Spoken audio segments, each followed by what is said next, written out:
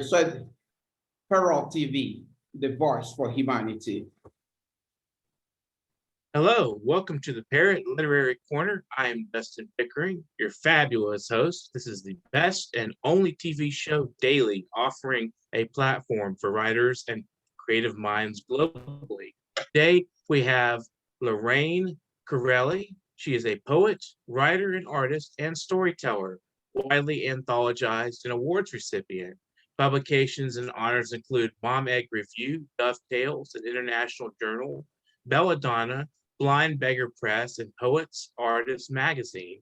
2015 Arts for a Lifetime grant by the New York Public Library, a Bronx Council for the Arts 2014 Sukasa residency, and Out of the Blinders scholarships.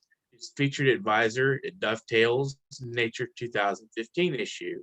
Poets and Writers Incorporated featured her organization, Poets Network and Exchange Incorporated, and their 2015 Cross-Cultural Reading and the Association of Writers and Writing Programs featured her in their June 2015 Member Spotlight. Spotlighted also by Poets and Writers and the AWP January and February 2016. In 2016, she curated Mom Egg Review Vox Gallery. Into Mind Books and Child Development Concepts Incorporated board member, and also she is the Bronx Board Fair Executive Director. She has a master's in mental health counseling, a certificate in thanatology, and a bachelor's in psychology. She writes in this professional capacity and incorporates her knowledge to advocate for mental health and healthy aging. Thank you for joining us on the program today, Lorraine. I hope you're having a great day. I'm having a great day, and thank you for inviting me. Wonderful to have you. I'm curious. It sounds exciting, this Bronx Book Fair coming up. So what is it, and how do you register, and what kind of work goes into preparing for it? Okay. Well, what we do, we're going to post the dates July 30th to July 31st. We will post that on social media, and we will post it on our Facebook event page, as well as send out e-blasts and other kinds of media to inform the public of this free event. So it's very, very exciting. And you asked, how long does it take to prepare? It takes actually over a year to prepare for an annual festival, annual book fair, because there's a lot involved in terms of deciding what your theme is going to be, deciding who the participants are going to be, and once you decide all of that, it becomes the whole process of contacting all of these people individually, and the emails start, and it's just a long process because we have to think in terms of total production. So it's quite a process. It's not, I wish I could say, oh, it's just a breeze, it's easy, but it's not that. Sometimes it's longer than a year. It's a complicated but enjoyable process. So what prompted you to start this initiative, and when did you actually open this up for the public? Okay, well, what happened, it was an idea, it was conceived in 2012. It was conceived in 2012. I actually became a member of the Bronx Book Fair Committee in 2013. So I'm considered a founding member because the actual book fair, the first book fair, took place in 2013. What we wanted to do as far as the Bronx Book Fair is concerned, we wanted to connect book lovers and authors with the Bronx community. We wanted to encourage library usage, and so we decided that this is what the Bronx was missing. and it took off and it grew from there. In 2017, I made history. I became the first female executive director of the Bronx Book Fair. Long overdue, long overdue. Mhm. And as a result, it has grown. I have restructured it. And we have created more innovative programming. Not that we didn't have it before, but because I am a clinician, a mental health counselor, and I'm interested in so many other social issues, I decided, and others agree, that we have a platform and we must use our platform to inform our community and to invite guests with that information to come in and help to inform our community. In other words, we felt a social responsibility, and that social responsibility was to address the needs of our community. Gone is the time we can no longer just be as artists or literary organizations. We can't just have our platform literary or on art focus. We can be those, but I just think that with all the challenges that we're faced with now in society and before, that this is a good time. People are feeling lost and they're looking for hope. They want answers. And I just feel that if we have an opportunity to perhaps provide some answers, where we can all get together and work on solutions and communicate, that we have to take that opportunity and do that. So how generally is the reading culture among the youth in the Bronx? You know, the Bronx gets a bum deal. Yeah, I think The so. Bronx. So I see we're in agreement. The Bronx has an extraordinary community of readers. Mhm. I attend before the pandemic, I always attend the Bronx Library Center. Mhm. And I have never visited without there being loads of people in attendance to use the library, loads of library usage. So we have a very vast and a continuously growing library of readers. We do, community of readers in the Bronx. So it's myth if someone says that the Bronx does not read, because the Bronx does have a healthy community of readers and is getting larger all the time. That's actually great news. I think it's wonderful that people are reading out there in the Bronx. So how do you cope with the organization of the festival annually? I'm sorry? How do you cope with the organization of the festival each year? It must be a lot of stress and frustration at times. You know, how do you deal with all that with your Okay, other well, activities? I'm sorry. What I'm going to have to do, I'm going to have to make a slight correction. The Bronx has what's called, there are two of us. We're the oldest. In 2013, we were founded and had our first book fair. Originally, we were known as the Bronx Literary Festival. And Okay. as a committee, it was changed because they felt that saying Bronx Book Fair would make it more accessible for Okay. some reason, but I didn't necessarily think it. But either way, it doesn't matter. It's actually the product, what you provide, that's important. And the reason why I was making a clarification, because we do have in the Bronx a Bronx Book Festival, Right. okay, which is a separate organization. So I am the Bronx Book Fair, they are the Bronx Book Festival, and they're doing excellent work as well. That's great. So going back to the question, since I made a mistake there, so how do you cope with the organization of the Bronx Book Fair annually? There must be a lot of work going on, and stress and frustration, as well as a lot of enthusiasm and dealing with the public. And so how do you cope with all that? I am incredibly fortunate that with each year, our popularity grows and the support of, the support of community grows.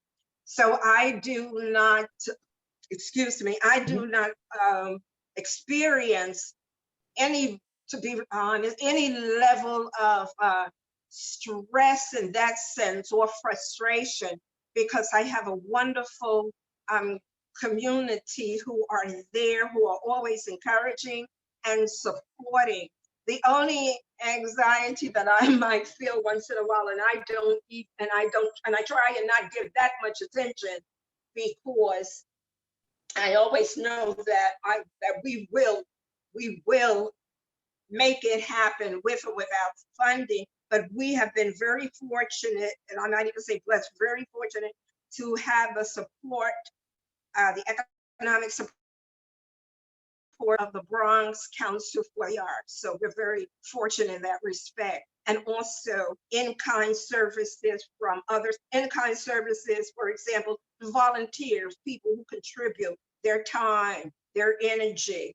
It could be a telephone call, whatever. We call that in-kind support, and it means a lot, and it's worth everything to us. So I will say, in response to your question, of course I get tired. I'm exhausted because it's a lot of work. I'm a human being, and it requires a lot of work. And there are times when I say, never again, never will I do this. And then the next breath, I get a call, or I remember something wonderful that happened, and all of a sudden, I can't wait until the next breath. I can't wait until next year. I can Okay, relate. what we're going to do next year. I would not do it if I did not love what we're doing, if I did not love my Bronx community, who look forward to this annual major event. We're the premier arts organization in terms of the literary Bronx Book Fair.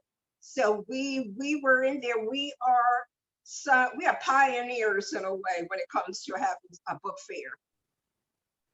That's wonderful. So what would you suspect is the turnout annually for the fair? It's grown. I will say, and not just because I am the executive director, but in 2017, when I became the executive director, in 2018, I was responsible for producing and curating the 2018 festival. And I am happy to say that we had, from the count that we took, I think we were a little over 800 people. And prior to that, we were approaching 600. Prior to that, we were approaching 400. But it has grown steadily. It has grown steadily. And I know last year for Virtual Book Fair 2020, we had over 4,000 people. Oh, wow.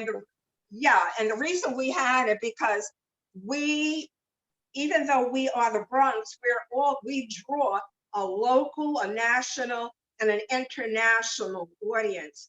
So we had authors participating from as far away as Greece, France, Italy, South America.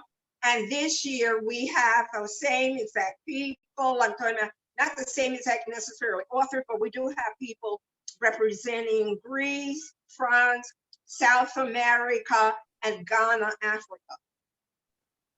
Quite an international group coming in. And it's even though our focus was to connect the authors with the community, I think we all agreed that the growth and becoming this global community is excellent because it gives the authors in the Bronx, the community in the Bronx, an opportunity to hear authors internationally and nationally that they wouldn't normally have access to. Mm-hmm. Mhm. So do you have any special announcements for Bronx sites with regards to this year's fair? Yes. It's going to be, as I always say each year, it's going to be our best fair ever. Mhm. It's going to be our best fair ever. And we have just a whole community of new artists that I've never worked with. And I'm very excited to work with them. We have excellent programming. We're doing some new programming, so we're excited about that. And as always, which has been a tradition of ours since 2013, the Bronx Library Center, even though that's our venue, our home venue, Mhm. okay, before the pandemic. So, but they will be participating. They will be participating this year on a virtual. They have a host of virtual panel of librarians. And what the Bronx Library Center panel of librarians, we have a panel of librarians from different departments, and they speak about what they do there, and it's always been a learning experience. And I'm very excited about our theme this year. Our theme is narratives, arts, activism, creativity, social responsibility, resilience, and joy. Enjoy, yes. And joy. Wonderful. So quite a hodgepodge there. So Yes. I'm curious So about grab onto whatever word interests you. We're going to have it for you. absolutely, and I'm sure it'll be a great event, and I wish you luck with it. And so I want to talk a little bit about your own work a little bit. How what are you are involved in other activist work, and how does that find its way into your own poetry? Okay, what I am, and I have always been, I would say since a child, because that's the kind of family that I grew up in. We were always grassroots workers, always interested in community activities and inputting whatever we put into our community. Our community, the child growing up in the community that I had is far different from what it is today. The communities are active, but I grew up in a very active community, active schools, etc. So yes, but now the areas that I advocate for, and that is, I advocate for mental health. This is dear to my heart. Mhm. I advocate, of course, for mental health and anti-ageism and healthy aging. So I founded an organization called Mental Health and Healthy Aging, which is dressed as far as the aging go. We try to change the negative societal narrative that's happening now, and replace it with a new paradigm for aging, that it is very normal and natural to age. We're all aging by the second, Mhm. and that age shouldn't be looked at as something to fear. And it doesn't mean that that those of us who are at a certain age, I proudly announce my age. I'm 70 years of age. Oh wow. Yes. Many more ahead for you, I hope. Much more time on this earth, I hope. Thank you. I appreciate that, because there are so many things that I want to do. And so Absolutely. in Never changing, stop. yes, thank you, never. So Never. instead, yes, and so I'm here as an example, along with hundreds of other people who are of my generation, to say that as you age, what happens, you just continue to do, if you have the strength and the energy and the interest, Mhm. you just continue to do what you've always done Right. and what you enjoy. So we're not sitting around I love knitting, but we're not sitting around in Bronx just knitting, or we're not sitting around waiting to die, Right. to a transition. No, that's just Mhm. no. We're actively engaged in the community, and I am happy to say that, and we're forming all kinds of relationships. I have friends of all generations. Mhm. And the wonderful thing about it, they don't see this, they're aware of my age, but what they see is someone who shares the exact interests that they have. Mhm. And that's what it's all about. And it's not about older people trying to stay young. No, we are older people. We're proud to be older people. We're proud to be referred to as older people. So no, it's not about, oh, you look so young. That's offensive to say. Mm. I am not young. I am an older woman. I am an older woman of 70 and proud of it. A lot of life experience behind that, and it's very well earned Absolutely. life experience. So Yes. do you also write about grief, and what is your understanding of grief? Okay. Oh, I just had an interview about grief.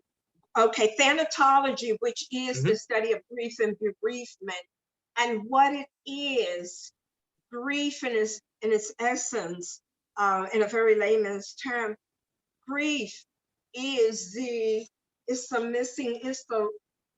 absence of someone, is the absence of in mourning of someone who you formed a relationship, a loving relationship with, a connection. And so you grieve them. It can also be a thing. It Mhm. could be a thing, it could be an animal, but someone or thing that you formed a relationship with, and they're no longer present physically. So we mourn them. We mourn them. And grief is very individual. No one person grieves. Not all people grieve alike. We grieve. Some people grieve for a day or two, and they say, and that's part of their philosophy or part of their faith, and that's it. And then there are others who grieve for a lifetime, but it doesn't mean that they're home crying, crying, crying, but they experience that. So grief is very individual, and I always Mhm. say, bring on the tears. Bring on Right. the better out than in. Bring it on. You miss someone who's no longer physically present. So grief is very individual, and it's interpreted, and you can interpret. It's a very interpretive too. You can Mhm. interpret because it's just different. I'm not a person. I reject the stance. I say we all grieve alike because we don't. Right. Because we don't. So I'm saying what grief means to you, then that's right for you. But also know that there are resources and support out there if you need it. If you are unable to, my alarm goes off if you tell me that you are unable to get out of bed, you are unable to eat, you are unable to take care of your daily responsibilities, work, then that sends a red flag to me that we have to look at this a little deeper than yeah, and dismiss it. Hmm. We can't dismiss it. Right. We have to, yes. Absolutely. Mhm. So how does your understanding of therapy factor into your writing and your creative writing? Therapy, okay, this I have to make a distinction.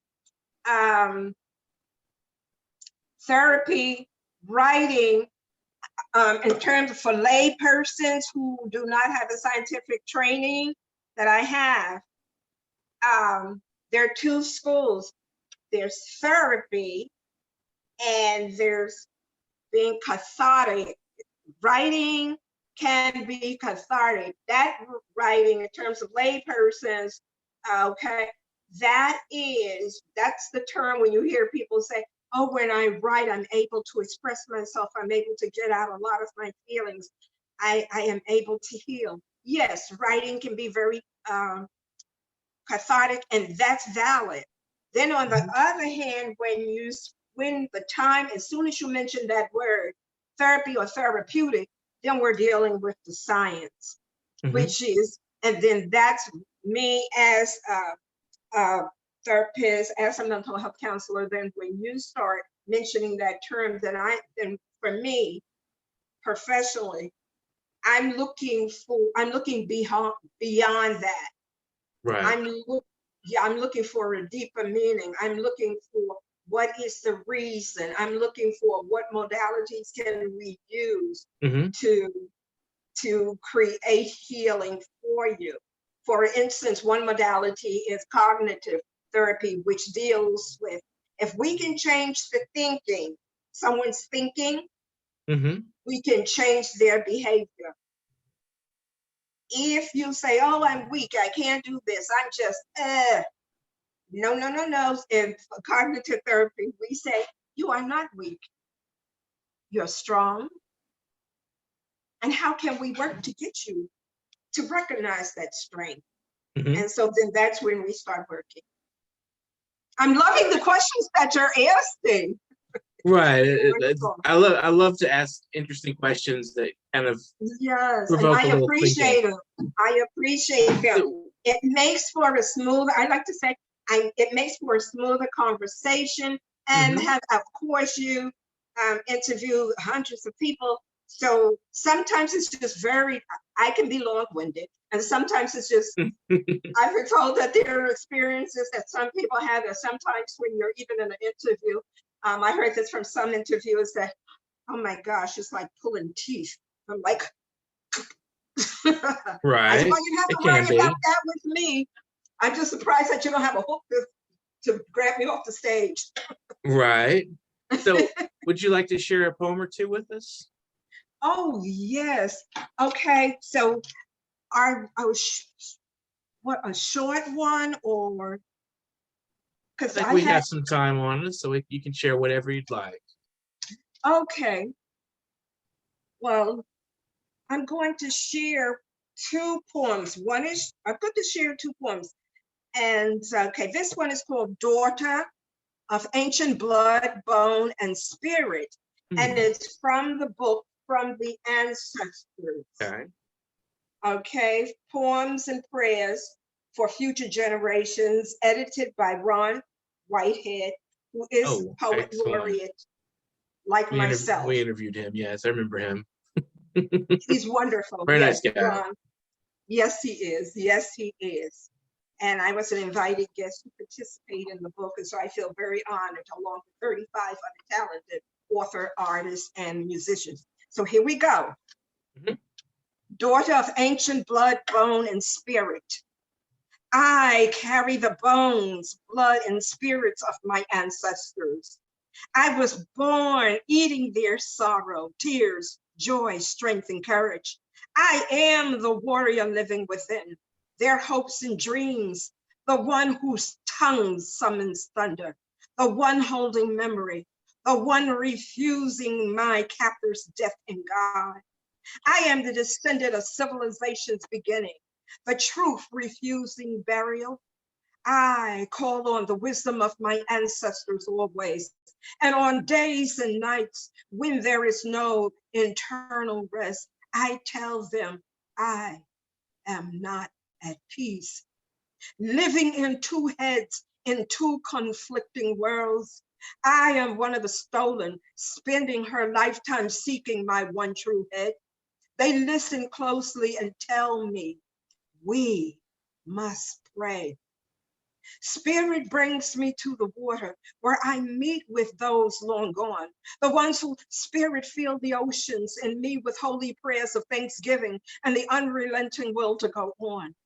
We offer prayers dedicated to the holy ones, speak of honor, sacred earth, wind, water, sky, the cleansing power of fire in life. This is how we love and birth generations. Daughter of ancients, you must live, they tell me. How else will future descendants know and survive? You are drum. You must hold and tell our stories, I raise my heart to sky and water, planning my oath. I come before the gods of my ancient ancestors, humbled on bended knee. My prayers are for the healing of generational trauma and terror. I pray for evil's end, the healing and cleansing for those born to hatred without souls and spirit, those trespassing against your universe, humankind and creation. Holy ones, hear your daughter's prayer and grant mercy. Excellent. What I'm hearing in that is almost like a command to live. To be a living person in order to pass down the experiences. And it's an excellent poem. That's the general message I get out of from it. Exactly. The will, the fight to Exactly. Go on, to continue with life, to go on, and the ancestors encouraging you, telling you that you have purpose. You must the living You must histories remain. within us. Yeah, absolutely. Yes. Wonderful poem. I think we have about a Thank you. remaining 4 minutes or so. If you have another short piece, if you want to try reading another one. Oh dear, this one that I had, this one, we have about 4 minutes. Okay, so I'm thinking I better not chance it because I may have to break off in 4 minutes. So I don't know, not unless I speed through it. So I'm thinking this one is actually 5 pages, so I'm not gonna chance that. So what I'm gonna have to do, I'm going to have to do something very quickly, change what I had to read. And I have an area for short poems in my book. So what I'm going to do, I'm going to call on a short poem. This is one that I really like. I like all my babies, but this one, I really love it for, you'll understand when I read it. Looking forward to it. Thank you. A daily affirmation. She walks throughout the neighborhoods, supermarket cart, stuffed with bottles and cans. We smile, her eyes whisper, I have children to feed. She collects bottles and cans like a lover gathers flowers, gently placing them in her cot. She thanks me, knowing our sharing is not pity nor charity. It is from one who understands hunger and need. This affirmation of human connect, a union of humanity and survival mode. No child will go hungry on our watch. We are fearless in our determination. Bottles and cans are the language we share. Their translation, bread, milk, rice, beans, fruits, juice, and vegetables. Stomachs well fed are our victory. Tomorrow, garbage cans and bags, rubber gloves, and facial masks will once again replace tonight's celebration. Wow, I love it. There's so many powerful similes there. I just in general, I see the poem as again going back to the will to survive and the strength and to carry your own and to live in spite of the odds and the obstacles you're facing. Yes, because what some people felt, I don't know whether or not they know or they take the time to or care to know that for many people who are out there who are homeless, who are collecting those cans and bottles, it's a matter, as you stated, it's a matter of survival. Those cans, when they turn those cans in, cash those cans in, it is a matter of bread and vegetables, food to fill hungry stomachs. So that's what, it's a translation. They're doing work like we would go to work. I'm retired now, but they would do work and you would get paid. That is their job. They get out and they hunt for cans and bottles for hours in order to catch them in to feed their families. And like she said, this was a real, this is real. This happened to me. This Right. happened to me. Yeah. So what is your final message for fellow creative minds and our viewers out there? We have about a remaining minute or so. My remaining minute is to say, check with Facebook. Check with Facebook social media for the Bronx Book Fair, which takes place July 30th to July 31st. It's going to be filled with all kinds of activities and programming for the entire family. And on a mental health level, I will say very quickly, that is, don't give up. You're strong. We can all get through this. Reach out. Your support systems are there. You are not alone. There's hope. And even with the challenges, find joy. There is always something to be joyful about. Don't give that up. You are strong and you can do this. Thank you so much. And I have to say, I'm very grateful to Literary Corner for this invitation. Really it was fun and I truly enjoyed myself tremendously. Thank you. And we're very happy to have had you and we're just lovely talk. And thank you for being our guest today. We had Lorraine Currelley and then we talked about the Bronx Book Fair. So this is the New York Parrot Literary Corner, and it's been a wonderful afternoon of discussion. If you have a little extra to donate, please feel free to paypal.me/nyparrot. And remember to check out our materials, we have on our channel there, and like and comment, and feel free to subscribe. We want subscribers. We're looking for 1 million subscribers, and please, our viewers, tell others about us. And thank you so much, Lorraine, and thanks to our viewers out there. And I'm Dustin Pickering. This has been an afternoon with the New York Parrot Literary Corner. Please go out and tell others. We've got a platform for you, and then get in touch with us at the Literary Corner at newyorkparrot.com. Have a lovely afternoon, everybody.